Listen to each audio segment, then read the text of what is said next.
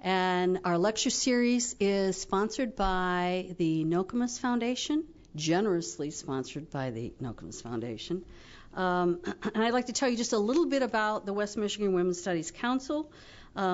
Our mission is to transform the West Michigan community through feminist ideals and practices. We were established in 2000, and essentially we're an intercollegiate and community organization that has representatives from a whole array of different organizations. And if you wouldn't mind, I'd like some of you to stand up that represent your different organizations. We have people from Aquinas College, Davenport, Calvin, GRCC, GVSU, Delta Strategy, the Public Library, okay, and our biggest supporters, Hope College, who come the longest way. And really, our whole purpose is to increase awareness of gender and women's issues in the community. And our focus here is primarily in terms of lecture series. I'd like to introduce Dr. Martha Burk, but just before I do, I want to mention a couple of things. If you look in your program for just a second, we have our next speaker is Kathleen Hall Jamieson. She's a linguist. She used to be dean of the Annenberg School of Communication. She's a professor there now. She does a lot of analysis of the political discourse associated with political campaigns. She's going to be absolutely fabulous, and that will be in February on the 3rd at Fountain Street Church. As always, all of our lectures are free and open to the public. And we would like to get more of your input on a whole series of levels. One is in terms of evaluation. If you, on all of your chairs, except for you folks over there, so you're going to have to get some from the back, there are evaluation forms, so you can give us some feedback about the speakers. Also, we'd like to find out if you're on our mailing list, and if not, we'd like to put you on there, and if you're interested in participating in our organization. So please take 2 seconds at the end of the talk and fill out this information. There's also out in the lobby there some information from the League of Women Voters. It's a nonpartisan voter guide. It's got some really interesting information about it, about different issues that'll be on the ballot, etc. And I think it's important that everyone takes a glance at it. Now let me introduce Dr. Martha Burk. Dr. Burk is a political psychologist and nationally recognized authority on women's issues. She holds a PhD in psychology from the University of Texas at Arlington, and that's where Kathleen Underwood, would you raise your hand? Where are you here? She's here somewhere. That's where actually get in here, Kathleen. That's where Kathleen actually was teaching. Dr. Burk is the money editor for Ms. Magazine, where she talks about not how to best invest your dwindling 401k funds, but raises issues about Social Security, the minimum wage, health care related to women's issues.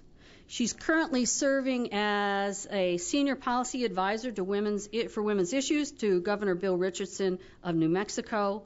And she is the former chair of the National Council of Women's Organizations in Washington, D.C., where she achieved international notoriety in her fight to open the Augusta National Golf Club to women in 2003. You might have heard of her in that regard. She's worked as a senior advisor to presidential candidates and has also worked closely with members of the United States Congress on issues of importance to women. And in fact, I want to relay a story that she mentioned to us briefly the other night, where she was at a reception and Senator Harkin was there, and she was saying, we have to talk about pay equity issues. We've got to get it in this upcoming bill, etc. And he turns and he says to her, hey, look, I'm not the one to talk to. You need to talk about this guy over here, right?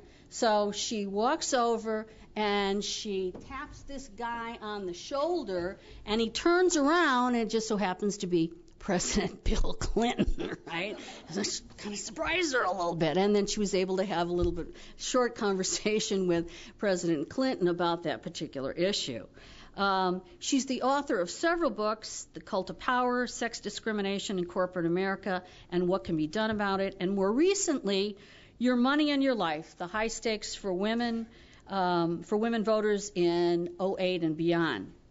She's made frequent appearances on network television and radio. She's been profiled in the New York Times, People Magazine, Washington Post, almost any print and television and radio media that you can imagine. And if that's not impressive enough for all of you, she has also been a guest of Jon Stewart on The Daily Show. Woo!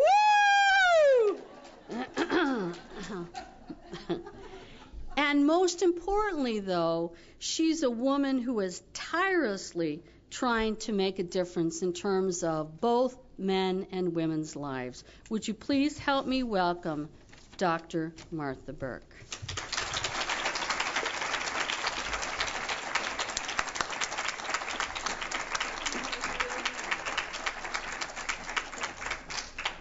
Thank you so much. Thank you for being here. I know that some of you may go into public policy and specifically feminist issues when you get out of school, and so I have to tell you that about my appearance on Jon Stewart,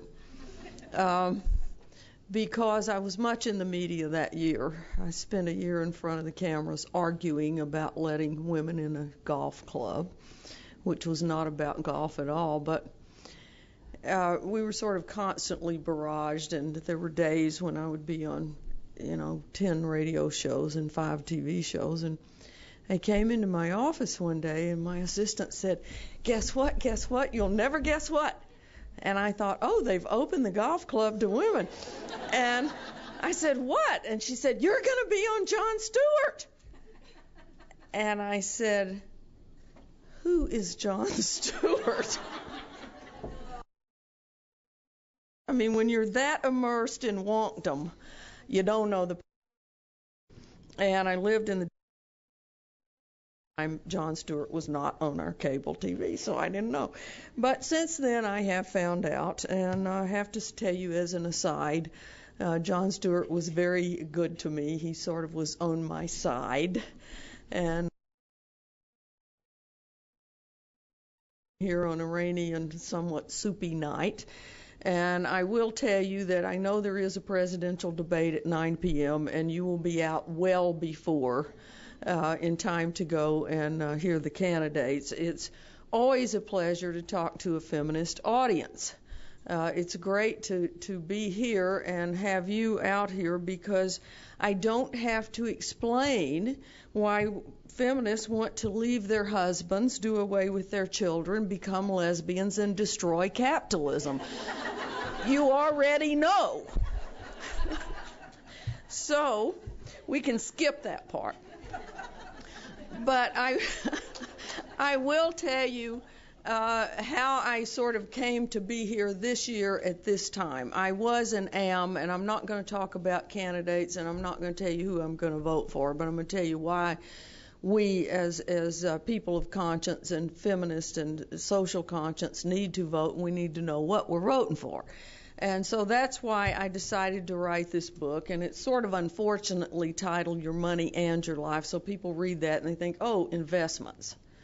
And really the more important thing is the high stakes for women voters and men who care about the women in their lives, and thank you, men, for being here. in '08 and beyond. So I got a call about writing the book, and I thought, well, this is really a good idea, but it's got to come out really quickly in order to do some good for the election year. And so I started writing the book, and we did not have a title for the book.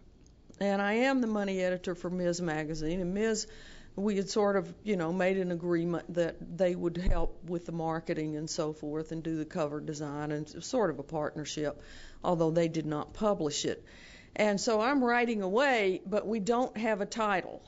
But it's okay because I know what the book is going to be about, and we'll figure that out later. So I was having breakfast with a group of friends, all women, at a local hangout one morning, and I'm kind of telling them, what I'm trying to do here, and I don't want women to lose ground as we have in the last 8 years, and this is why I'm writing the book for younger voters, and so people will know what we've gained and what we have to lose, and so, we won't be in hot water again. And one of them said, I've got it. I've got the title. And I said, what is the title? And she said, Screwed Again? And I said, good title. I think I could get on TV with that. But I don't know whether Ms. Magazine even would go for that. But, it's got some appeal. I swear this is a true story. So I got home from the breakfast, and my husband had been working hard with me to, try to come up with a title. And I walk in the door, and he says, I've got the book title. And I said, oh, what's the book title? We've just been talking about that. And he said, Screwed Again. Well, as you can see, cooler heads prevailed. But actually, it was pretty apropos, because what I wanted to do was talk to people rationally and simply, because when you are a busy person, as we all are, whether you're a student or whether you're working or whether you're doing community work, whatever you are doing, we are all busy. We do not have time to immerse ourselves in white papers. We do not have time to gather all this information and figure out what is the history of a given issue, why does it matter, and what can I do about it. So I decided to try to put all that together as best I could in a short period of time and make it really readable so people could read on the metro or on the bus or while you're waiting for class to start or whatever. And so if you're a person who cares about Social Security, you can read that part. If you care about child care, you can read that part. You don't have to go all the way through. But what I did realize I had to do is say, why does it matter about the women's vote? What is the women's vote? What is it? Because when women got the vote in 1920, the anti-suffragists said, why give the women the vote? They're just going to vote like their husbands anyway, and so why bother? And unfortunately, that was one argument. The other argument was, if you give women the vote, they'll take over the world. They're going to be running things, in 10 years. You don't want to do that. Well, neither happened, as a matter of fact. Women did not vote in very great numbers until 1980. And that was the year of what I call the perfect political storm. That year, women surpassed men in the population, they surpassed men in voter registration, and they surpassed men in turnout. And that has never changed. That was the year that Ronald Reagan was running for president. He was running on an anti-Equal Rights Amendment platform and an anti-abortion platform. The Republicans, for the first time in 40 years, took the Equal Rights Amendment out of their platform. It had been in since 1940. It came out in 1980. I will have to say it came out of the Democratic platform in 2004. And most people do not know that, but they took it out. It went back in this year. But in any case, Reagan was running, and for the first time in history, there was a significant difference in how women and men voted. And women voted one way, men voted for Reagan. Reagan was elected, but there was a significant difference, and it was coined the name the gender gap, and it has never gone away. Women have now, ever since 1980, they voted differently from men. They have different priorities, and they turn out still in greater numbers. So I was curious about, how do women think about things is different from men. So I started looking into the polls, and I found out that while everyone has right now, the economy is number one with everybody.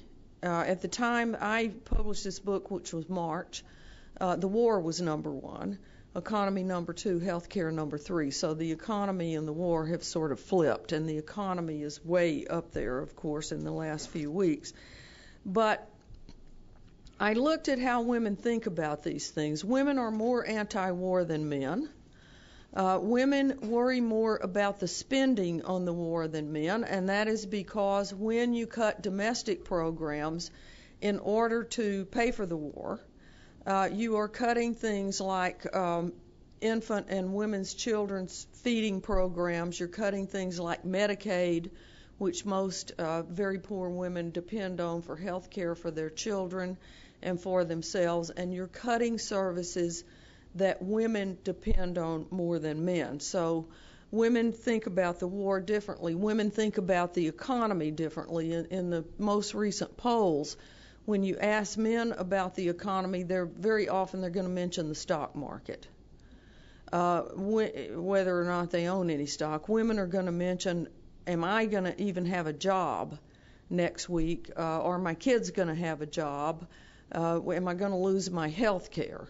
So women look at the economy very much more personally than men do.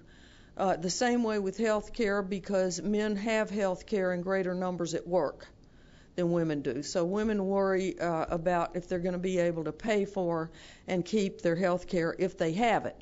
If they are very low income and they're on Medicaid, since 2000, President Bush came in, they have put in a lot of co-pays in Medicaid, and Medicaid is the program of last resort for poor women with children.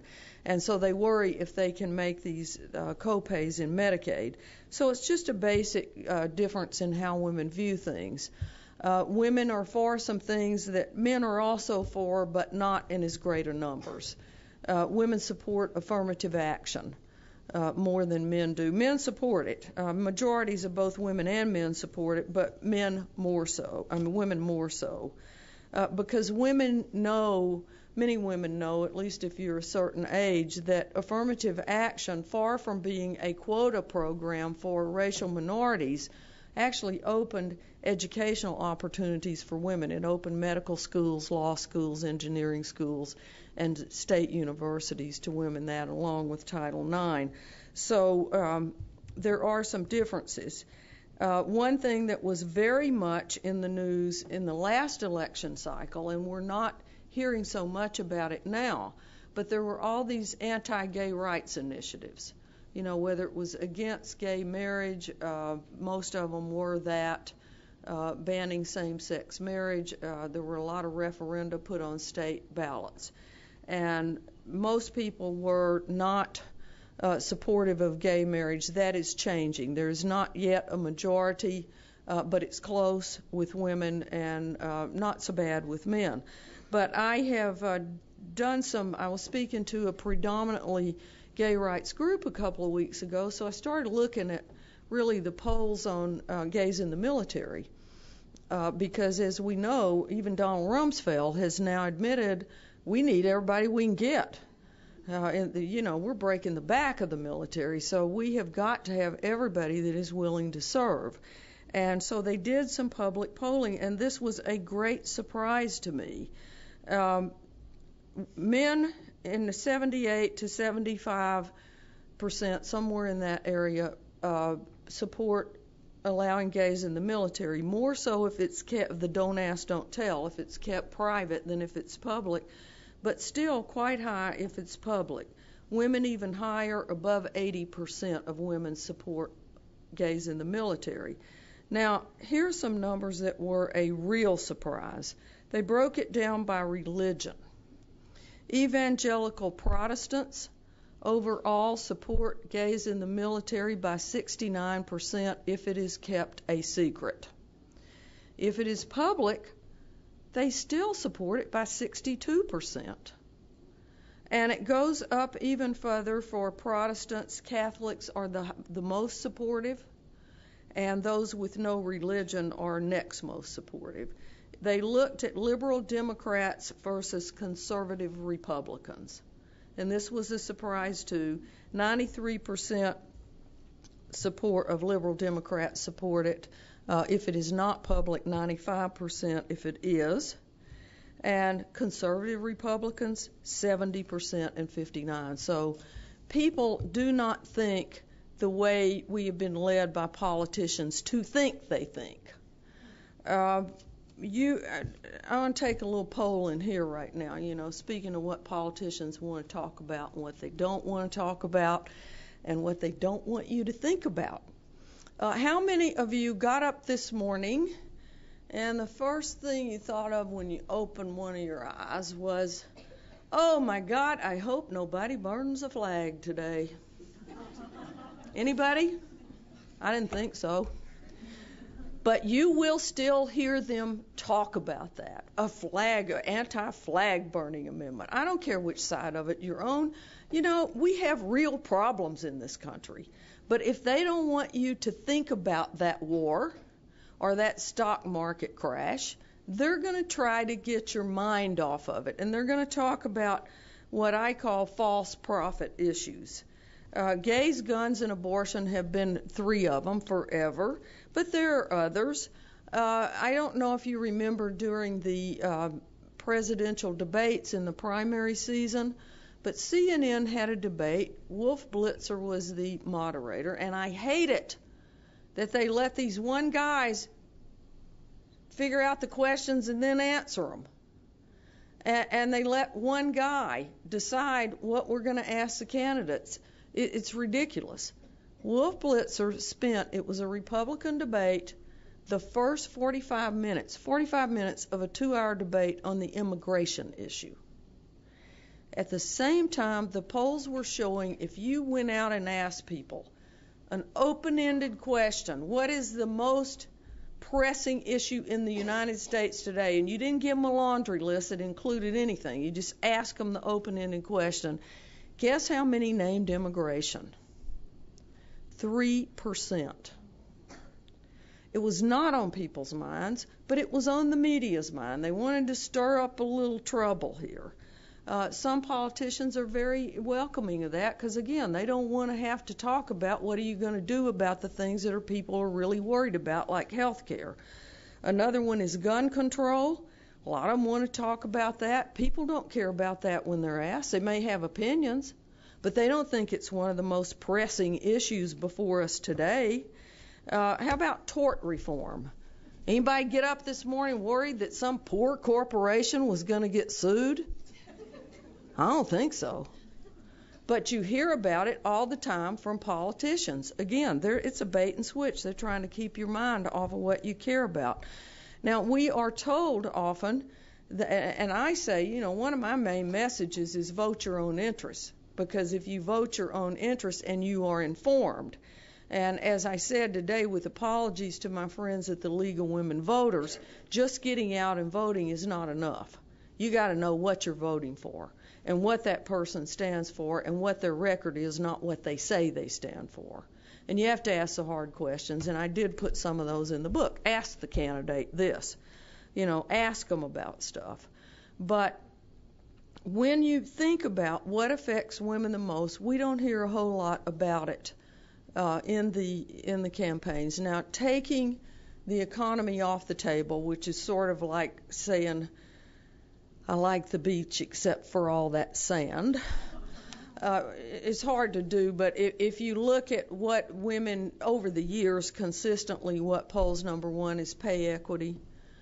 And the candidates don't talk about that very much, although Obama has mentioned it now, and I have to say I think that he is mentioning it because some of the other candidates, including Bill Richardson of New Mexico, who I work for, and my goal was to get some of this rhetoric into the debate. So I sort of nudged him to talk about it in the debates, and some of the others picked it up, and I was really pleased about that. And now Obama mentions it a lot.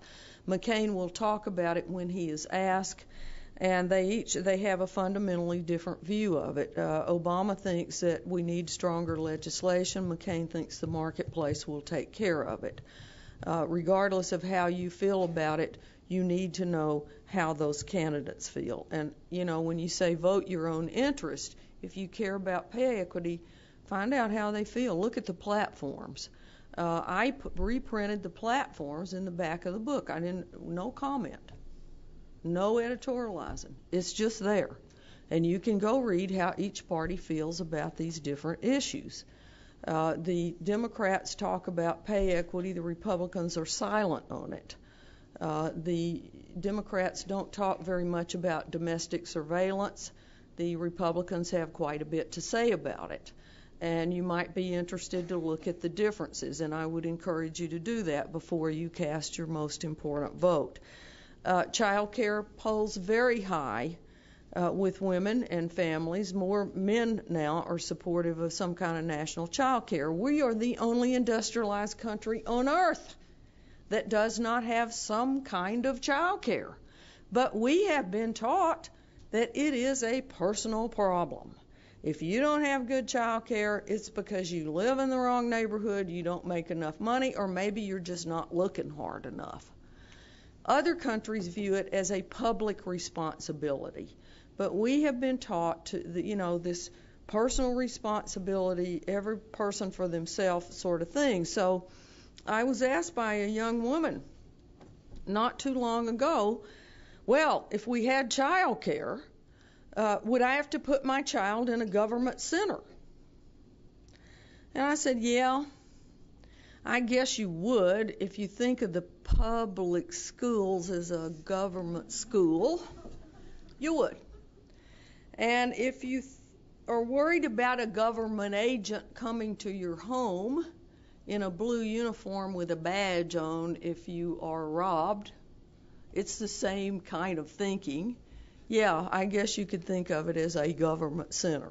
But why are we the only industrialized country in the world without something? Our war budget is one big reason.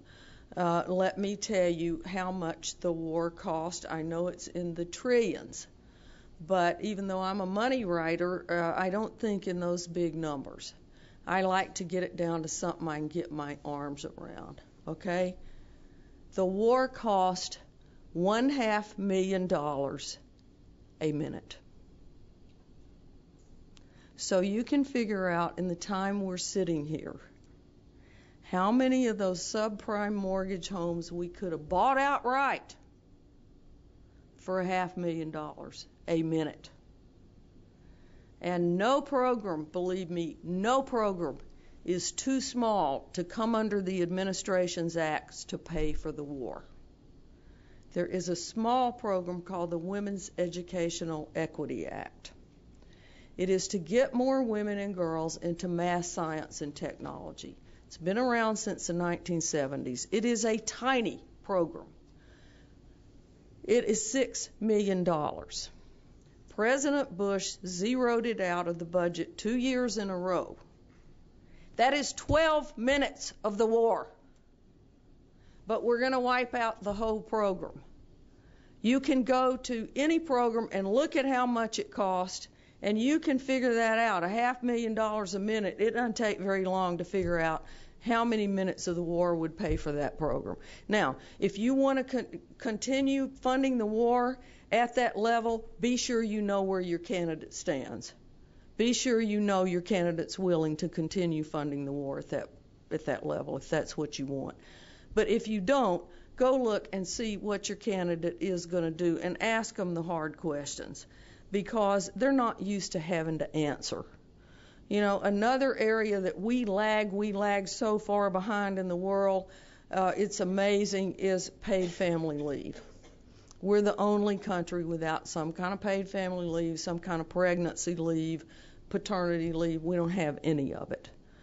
Why don't we? Again, it's that personal responsibility thing, and it's priorities. What are our priorities as a country? We have to ask ourselves as voters, what is the history of this? You know, one of the shocking things to me that's going on right now, and it's pretty much in the news because of one of the candidates has a pregnant teenager. We are spending $80 million a year of our tax dollars on abstinence-only sex education. And our pregnancy rate in the United States for teenagers is up for the first time in 15 years. And the officials in our government, as they currently sit, say they do not see a connection. I think it would be good if we could get somebody that could connect the dots myself. Maybe there is no connection, but I think there is. Coming back to the economy, what is so much on all of our minds, the credit crunch. How many of you have gotten or plan to get or may have to get a student loan at some point? A lot of you. A lot of you. If you're not already feeling it, get ready. Because when the banks dry up credit, it comes first to credit cards and mortgages and big ticket items, and the next thing on the block will be student loans. It will get much harder to get student loans. They've been unregulated for 8 years. The reason they are so high right now is the government used to guarantee them at 1.2 to 2% interest. They got deregulated over the last 8 years, and now banks can charge you as much, I'm sure as some of you have experienced, as 8% interest on a student loan. I was speaking at Vanderbilt last month in the law school, and they were telling me, the kids were telling me that they're coming out of law school with $250,000 worth of debt. And it is going to get very much harder to get student loans if we don't get some kind of reining in of the banks. What kind of thing is going on, and what are your candidates willing to do about it? Another thing that affects students very greatly, women more than men, but all of us, is Title IX. How many of you female students play sports or have ever, high school or otherwise? A lot of you. Under the Bush administration, they decided that they would change Title IX, which is what allowed you to legally play sports in school. When I was in school, they could just say, oh, we don't let girls play sports, period. That was legal. And they did it. And you couldn't play sports because there was no money, there were no programs. Title IX in 1974 changed all that. Bush decided he wanted to change it yet again, so here's what he did. They put in a rule. This is not a law. They changed this at the regulatory level, and you need to pay attention to what happens when certain people are in office and what their priorities are versus other people when they're in office, because it makes a heck of a difference. So they decided, well, here's what we're going to do about women's athletic opportunities on campus. And we're not doing this for the men, just the women, which is itself probably illegal. But anyway, they said, one of the ways a school can demonstrate that it is in compliance with Title IX, meaning offering enough sports opportunities for each gender, is if everybody that wants to play has an opportunity to play. So they said, well, we're going to test this out. We are going to send an email survey just to the women to see what your interest in sports is. And if you don't answer the email survey, we're going to count that as you're not interested. How many of you answer every email survey you get? How many of you even open it? No. But that's what they did. So they come along a year later, and they ask the education department to do a little study to see if this is cut down on women's athletic opportunities. And the education department came back and they said, well, as a matter of fact, it has cut down, but we're not going to do anything about it. So just pay attention. Ask the candidate, how do you stand? Look on their website. How hard is it to find the issue you care about? I sometimes have to go 5, 6, 7 pages down to find something, even to find the word women mentioned, much less to find how the candidate stands on an issue. So you have to really look at what they're saying, and we're getting so much bamboozlement and crap, frankly, in the financial meltdown. They're saying, well, we need more regulation. What does that mean? What exactly does that mean? We had to have the Securities and Exchange Commission created after the 1929 crash, and then over the years it sort of regulated less and less and less. So we have to know some conservative politicians are very big on the marketplace, and they think it can solve every problem, except when it cannot. And so, we want to stay out of that free market. That free market's got to be able to work until they need a bailout, and the CEOs need their $70 million to walk out the door. So, you can cost it out. How many student loans could we have for Kenneth Chenault's $70 million at American Express when they just paid $54 million out in sex discrimination penalties for lawsuits? J.P. Morgan Chase just paid $49 million out in a sex discrimination suit. How many college loans would that pay for? How many homes would that save? What are our priorities? What are the priorities of the people you will be voting for or against in some cases? I want to leave some time for questions. I want to leave some time to talk to you if you do want a book, or if you don't, to talk to you anyway, so I'm going to wind up. But I just want to say that we have been through, and those of you who are younger in the room aren't going to remember all of these, but those of you who are my age and around, you're going to remember some of these. We've been through a lot of majorities in this country. We had the moral majority. We had the green majority. We had the silent majority. Karl Rove wanted to create a permanent conservative majority. But what I have to say is we already have a permanent majority in this country. It is female voters. Think about that. Women can control any election. That's a hell of a lot of power. But we have to vote together. Men of goodwill have to vote with us, and we have to vote our own interest. So what we need is a society that values morals and not turns it on its head. We have to have a compassionate society, and I don't mean just a catchy phrase.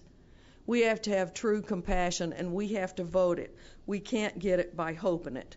We're hearing a lot about the politics of fear versus the politics of hope. This election is almost a perfect microcosm of that.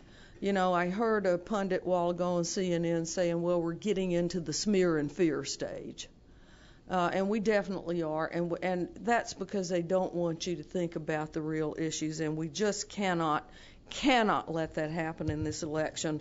Regardless of where you stand on an issue, you got to know what that person is going to do or not do to you.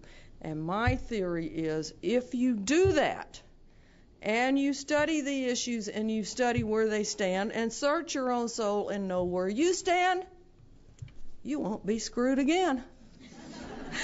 Thank you.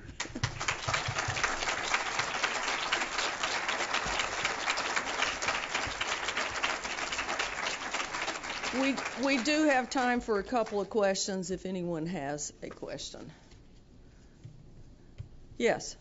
I was wondering if you could say more about what the legal issues are now about pay equity and what you would like to see done about it. Oh, yeah, I would like to talk about that. Thank you for the question. First of all, the first the Equal Pay Act was passed in 1963. And it basically has been interpreted by the courts to say you cannot pay women less than men for doing the same work. Other things being equal. I mean, somebody may have been there 10 years longer or whatever, but assuming that you're two people on an assembly line, you were both hired the same day, you cannot say to the woman, we pay women less, which they could do prior to 63, and they did do it legally. I've been told as a young person we don't pay women the same as men for that job. So 63, they passed this law, but the courts have always interpreted it as exactly the same work. And we know that the pay gap does not come from exactly the same work. It comes from two sources.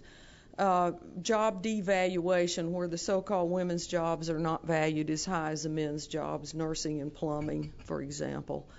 And also because there is just still a lot of sex discrimination in pay scales. So there are three bills on Capitol Hill right now. The most prominent one that you will hear the politicians talk about is called the Ledbetter Fair Pay Act. Why is that? Well, it's named after this woman, Lily Ledbetter. She worked for Goodyear for 20 years. She was a supervisor, and there were, I think, about 15 men doing her exact same job. Some of these men she had trained. She had been there longer than most of them. It was exactly the same job. She found out after some long period of time, like maybe 17, 18 years, she was about ready to retire. She found out by accident that she had been paid less than the men from the day she was hired. All along her whole career she had been making less, and she was still making less. So she sued Goodyear. She won her case all the way to the Roberts-Alito Supreme Court. I didn't get to mention the Supreme Court. Very, very important if you care about your medical privacy, if you care about your employment rights. Buddy, look at how those candidates are going to pick for the court. We will have at least two choices, if not three, coming up. And the two most pro-women judges, Stevens and Ginsburg, are the oldest, so it's important. Anyway, Ledbetter gets to the Supreme Court, and Alito writes the decision for the majority. And they say, Lily Ledbetter, you're right. You were discriminated against. There's no question about it. You've proved that. But you only had 180 days from the very first short paycheck 20 some odd years ago to bring a lawsuit. So you're out of luck. Now, they overturned 40 years of precedent. Ever since 63, the courts have ruled that you have 180 days from the day you find out about the discrimination. They had her in a catch-22. They said, you had to tell us that very first short paycheck. Well, I didn't know about it. Well, we can't help that. You had to tell us. So that bill is on the Hill. It's called the Ledbetter Fair Pay Act. Many of the women running for Congress particularly, but some of the candidates are talking about it, both Obama and Hillary, as well as Bill Richardson, Biden. I guess all the Democrats pretty much in the primary talked about it and said they supported it. You didn't hear very much, if anything, about it from the other side, or said he would vote against it if it came to the Senate, which it has not yet. But all that bill is going to do is get us back to where we were before this very bad hearing. It's not going to advance the cause any. There are two other bills that would. One is called the Fair Pay Act, and it's basically a comparable worth bill that says if you have equal skill, effort, responsibility, and working conditions, the job should pay the same even if the job titles are different. A much stronger provision of that bill, I think, that would really change the world is it would require corporations to give us pay statistics by race and gender. So you'd know. You know, the argument against pay equity is always there are all these frivolous lawsuits. Frivolous lawsuits have no basis. And I always say, well, if there's nothing there, then we don't have to sue, do we? So that, and then there's a bill kind of in the middle of those two that's a little bit stronger than Ledbetter but weaker than the other one. I'll be honest with you, none of them are going to go anywhere unless there's a big change in the majority on the Hill. Other questions? I can't have been that wonderfully clear. Yes. I work for a private corporation, so I always hear other managers, and I work in human resources say, oh gosh, this FMLA, it is unpaid, obviously, and how do we manage it? What are some of the arguments in favor of paid leave that we can give, that I could use just to support it? The question is, Many times corporations say they can't afford paid leave. It's going to, wreck the economy, destroy capitalism. I guess they don't think the feminists are going to be effective, so something else has got to destroy capitalism. But I had and so how do you convince them that it's a good idea? I had this exact challenge with Bill Richardson when I was senior advisor for his presidential campaign. I wanted him to come out for paid family leave. He is not a casual guy. He didn't get where he is by being sloppy. So he says, you got to make the case for me. I have to figure out how I can present this case that does not turn off every business that's thinking of coming to New Mexico, because that's jobs. But he said, fundamentally, I agree that we need it. All the other industrialized countries have it. So what I did was I went out and researched how much turnover happens, and the lower you go in the pay scale, the more turnover you have when you don't have any kind of family leave, because people just have to quit their job. So I researched that, and I researched how much it cost to replace a $9 an hour employee in a large company, and it is over $9,000 when you count all the personnel time, vetting the employee, testing them, getting the health care, everything that goes into the mix. So it's very expensive to replace an employee. But I also looked at California, the only state that has paid family leave in the 50 states, and they just put it in a year ago. And what they're doing is paying for it with payroll taxes like the unemployment tax. Well, Senator Dodd has a federal bill that's modeled after that, and I went and did the math. It's going to work. It's a wonderful bill. It's a wonderful plan because the corporations do not have to pay for it. It is cost sharing between the employee and the employer. It's called the Family Leave Insurance Act. It goes into a pool just like Social Security. So it costs a whopping average of $6.21 a month from the employer and $6.21 a month from the employee. Now that is the average. Your Wall Street types, it's going to cost a lot more. Your minimum wagers, a lot less. The way the bill is crafted, it's only for large businesses, 50 or more. Small businesses can opt in for half price, so $3 a month. Now, what happens when somebody takes off? The company does not have to come up with that money. They apply to the insurance pool pays it. So if a company cannot afford $6.21 a month for the employee to have family leave, I'm not sure they need to be in business. They're really kind of not very good managers. Anyway, that's how I convinced Bill Richardson. He actually got up in the debates and said, this is Senator Dodd's bill, but I think when somebody has a good idea, we ought to go with it. And so I would do that. Look at that plan. And the replacement cost is a very powerful argument as well. There's one company researching for my first book which keyed off of the Augusta National controversy, and I tried to find a company where men took leave as well as women, because legally men can take it, but they don't because it's seen as a sissy girl's benefit. But I did find one company, Ernst & Young, where about half of the people that take family leave are male. And I called them up and had a long talk with them, and I said, how'd you do this? And they said, we made it normal. The CEO took it. He's a guy. We got our senior managers to take it, and we advertised, and it got to be normal in the company, and that's how we did it. So good luck. I hope it works. Our time really is out now. Thank you very much, and I'll be in the back. I'll hang around for those of you that want to talk a little more. Thanks.